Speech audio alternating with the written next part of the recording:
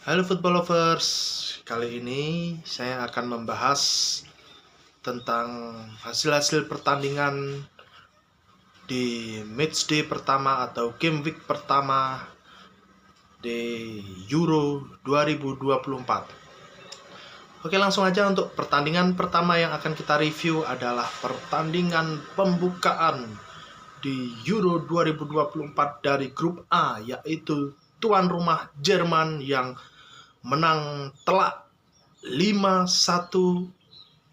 atas Skotlandia.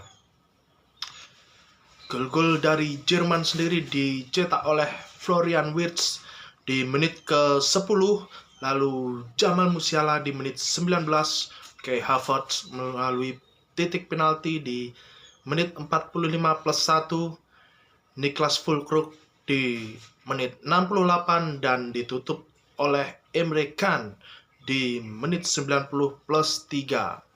Sedangkan gol balasan dari Skotlandia juga dicetak pemain Jerman melalui gol bunuh diri dari Antonio Rudiger di menit 87. Partai pembuka yang benar-benar sedikit di luar prediksi.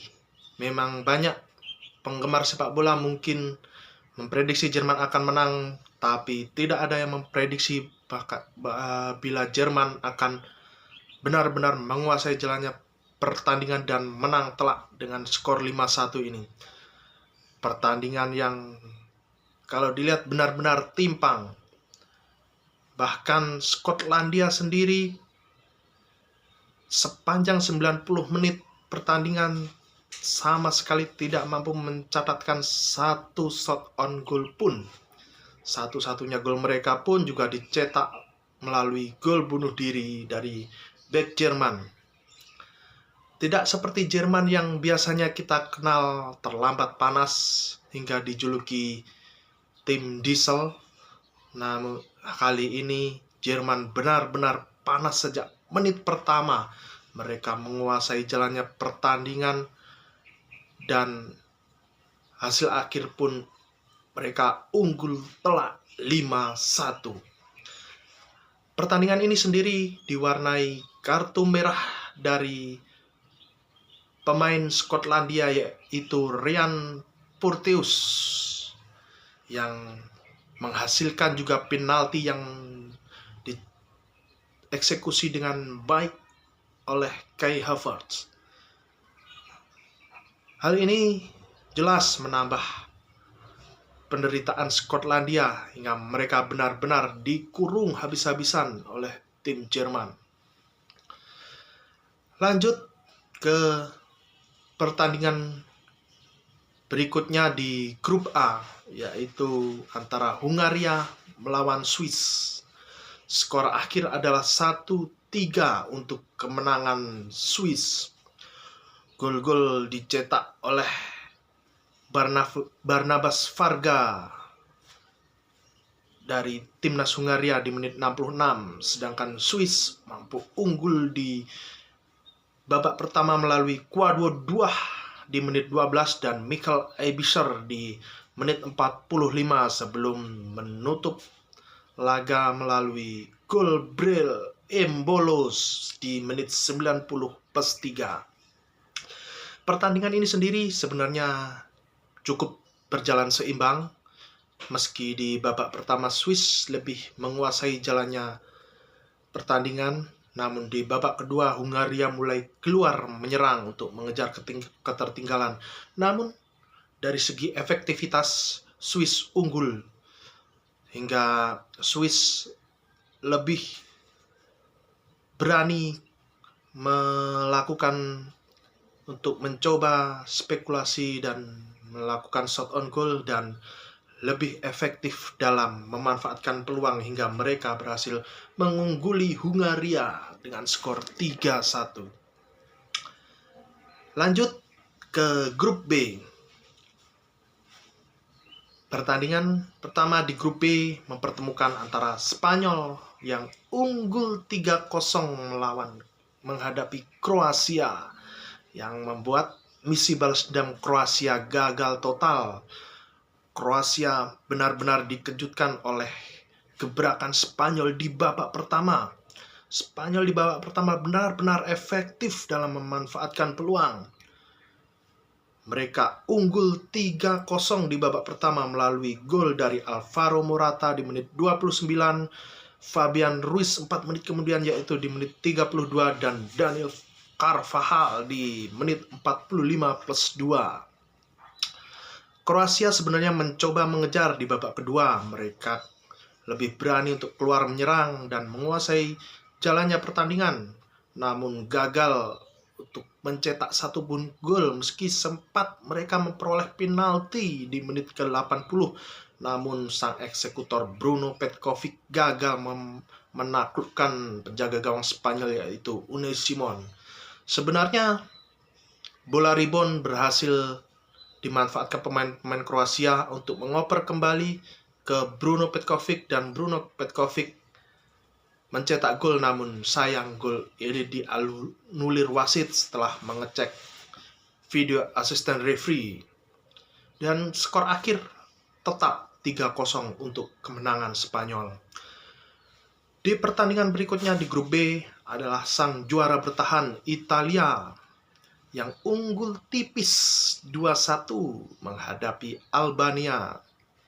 Gol dicetak oleh Alessandro Bastoni di menit 11 dan Nicolo Barella di menit 16. Yang sebelumnya Albania mampu unggul cepat melalui Nedim Bajrami di menit pertama. Nedim Bajrami sendiri mencatatkan rekor dengan mencetak gol tercepat di Piala Eropa, yaitu di detik ke-23, yang membuat Albania sempat mengejutkan jagat sepak bola Eropa. Berhasil mengungguli Italia terlebih dahulu, memanfaatkan kesalahan dari lemparan ke dalam pemain bertahan Italia. Namun sayang mereka kebobolan 2 gol di babak pertama lewat pemain-pemain Italia yaitu Bastoni dan juga Nicolo Barella. Praktis pertandingan ini hanya menarik di babak pertama. Setelah di babak kedua Italia lebih banyak bermain possession ball dan jarang sekali menciptakan peluang emas. Begitupun Albania yang sangat kesulitan untuk menembus rapatnya pertahanan dari timnas Italia. Oke, selanjutnya kita beralih ke grup C. Grup C sendiri mempertemukan Slovenia melawan Denmark yang berakhir imbang 1-1. Denmark unggul terlebih dahulu melalui gol dari Christian Eriksen di menit ke-17. Lalu Slovenia membalasnya di babak kedua melalui Erik Janza di menit 77. Christian Eriksen sendiri menjadi sorotan di laga ini setelah insiden yang menimpanya di Euro edisi sebelumnya, yaitu di Euro 2020. Ia sempat kolaps di atas lapangan di pertandingan pertama saat itu. Namun setelah 1100 hari berlalu, ia justru mampu mencetak gol yang hampir membawa Denmark meraih kemenangan sebelum akhirnya disamakan oleh pemain Slovenia Erik Janza. Denmark praktis lebih menguasai pertandingan ini, namun mereka jarang menciptakan peluang emas hingga skor akhir berkedudukan imbang 1-1. Pertandingan lain di grup C mempertemukan Serbia yang harus mengakui keunggulan tipis dari Inggris 0-1. Jude Bellingham mencetak gol di menit ke-13. Serbia benar-benar memberikan perlawanan sengit kepada Inggris. Gol Jude Bellingham menjadi satu-satunya pembeda di pertandingan super ketat dan penuh pressing ini. Inggris benar-benar dibuat tidak berkembang dan peluang-peluang Serbia bahkan juga cukup berbahaya hingga membuat kiper Inggris Jordan Pickford berjibaku. Harry Kane sempat membuat peluang emas, namun sayang sundulannya berhasil ditepis kiper dari Serbia dan hanya membentur mistar gawang saat itu. Skor akhir tetap 0-1 untuk keunggulan The Three Lion Inggris. Beralih ke grup D, Polandia menghadapi Belanda dengan skor 1-2 untuk keunggulan Belanda. Gol dicetak oleh Adam Buksa dari Polandia di menit 16 sebelum Cody Gakpo menyamakan kedudukan di menit 29 dan Wout Weghorst kembali menjadi pembeda untuk timnas Belanda yang mencetak gol di menit 83. Belanda benar-benar menguasai jalannya pertandingan, namun mereka sempat kecolongan lewat skema corner kick dari Polandia yang membuat Adam Buksa berhasil menanduk bola hingga masuk ke gawang Belanda di menit ke-16. Terus menyerang, akhirnya Cody Gakpo berhasil menyamakan kedudukan di menit 29 dan kembali sang super sub andalan timnas Belanda yaitu Wout Weghorst yang masuk di menit 81 dan langsung berhasil membalikan keadaan dengan mencatatkan namanya di papan skor di menit 83. Skor tidak berubah hingga pertandingan usai dan Belanda unggul 2-1. Di pertandingan lain di grup D, yaitu Austria menghadapi Prancis, sang runner-up Piala Dunia, hanya mampu unggul tipis 1-0 menghadapi Austria. Gol dicetak oleh pemain Austria melalui gol bunuh diri dari Maximilian Wöber di menit 38 melalui aksi individu dari Kylian Mbappe yang gagal diantisipasi dengan baik. Meski menjadi unggulan, namun Perancis cukup kesulitan menghadapi Austria yang bermain sangat ketat dan sedikit kasar. Permainan yang sangat keras ini pun harus memakan korban, yaitu di menit akhir babak kedua Kylian Mbappe harus ditarik keluar digantikan oleh Oliver Giroud setelah ia mengalami cedera patah tulang hidung. Kita doakan bersama semoga sang mega bintang dari PSG ini mampu pulih dengan cepat, meski kemungkinan harus memakai topeng masker, namun kita berharap ia bisa melakoni pertandingan-pertandingan selanjutnya di Euro 2024 ini. Dan skor akhir tetap 1-0 untuk kemenangan Perancis. Lanjut ke pertandingan berikutnya yaitu di grup berikutnya, maksud saya di grup E, yaitu Rumania menghadapi Ukraina yang cukup mengejutkan, yaitu Rumania berhasil unggul cukup telak 3-0 menghadapi Ukraina. Gol dicetak oleh Nicolae Stanciu di menit 29, Razvan Marin di menit 53, dan Denis Dragus di menit 57. Ukraina sebenarnya menguasai jalannya pertandingan sejak awal babak pertama, namun mereka gagal menembus pertahanan dari Rumania. Justru Rumania yang benar-benar lebih efektif dalam memanfaatkan setiap peluang yang dia dapat.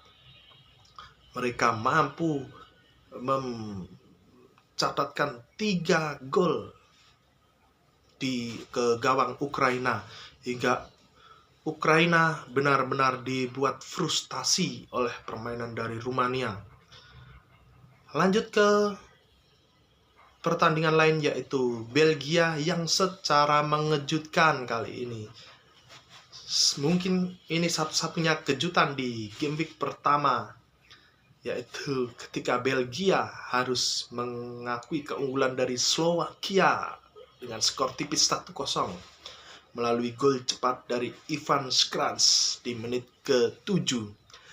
Gol cepat ini benar-benar menjadi pembeda di laga ini. Belgia benar-benar dibuat frustasi oleh Slovakia.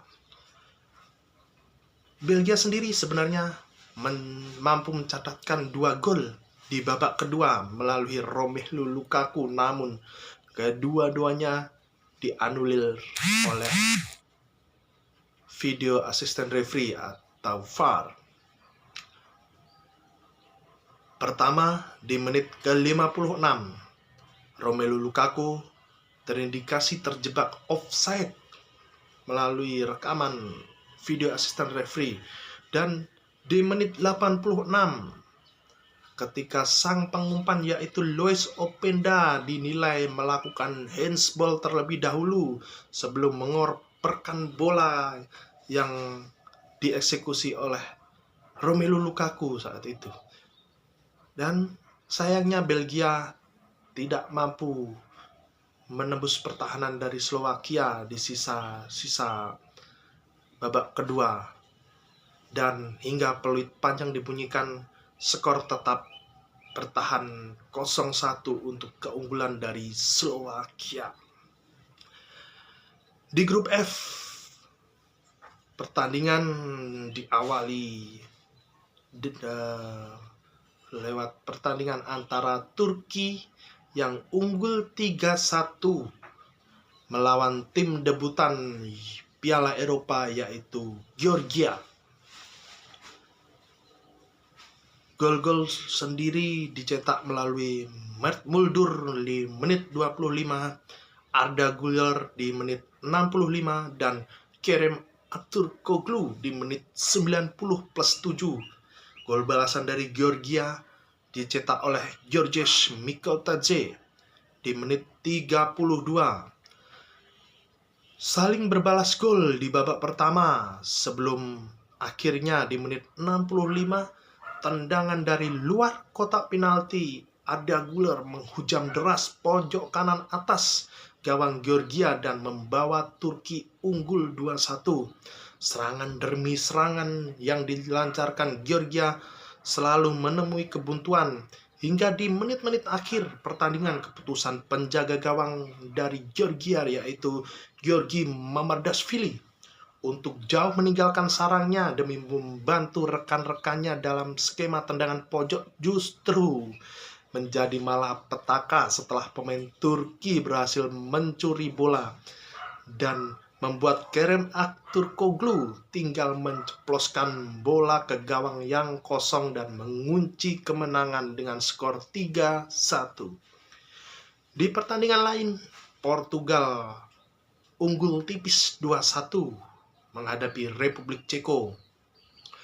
Portugal mencetak gol atau kebobolan lebih dulu maksud saya melalui gol Lukas Provod di menit 62 sebelum pemain Republik Ceko Robin Hranak melakukan gol bunuh diri di menit 69 yang membuat skor imbang 1-1 dan sang super sub Francisco Conceição membalikkan keadaan di menit 90+2.